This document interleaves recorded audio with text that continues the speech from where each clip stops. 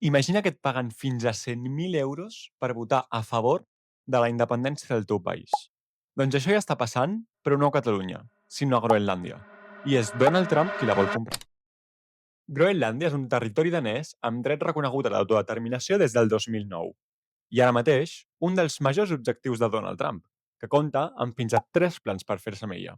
El primer, subornar els seus habitants. Pagar fins a 100.000 euros a cada groenlandès per votar a favor d'independitzar-se. I després oferir-los entrar als Estats Units directament com un estat més. Xantatge amb Ucraïna. Si em doneu Groenlàndia, segueixo ajudant Ucraïna. I si no, doncs adeu armes. Invasió. Trump diu que no seria difícil, i ja ho ha fet amb algun altre país. Però aquí ve el truc. Trump ho defensa dient que l'Àrtic és essencial per la seguretat nacional dels Estats Units, ja que actualment Rússia n'ocupa el 50%.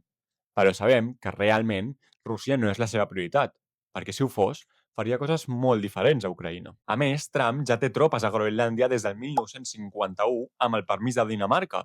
Per tant, això no va tant de Rússia, sinó de control geopolític i d'accés a recursos naturals. A això se li suma que amb el desglaç l'Àrtic es convertiria en una ruta comercial molt més ràpida que les actuals.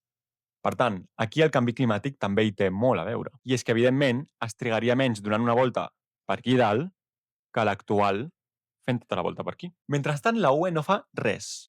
La resposta típica, un deeply concerned i cap a casa. Som totalment dependents dels Estats Units i no tenim política exterior pròpia. Dit d'una altra manera, és com si el món fos un tauler d'escacs i nosaltres no tinguéssim cap peça.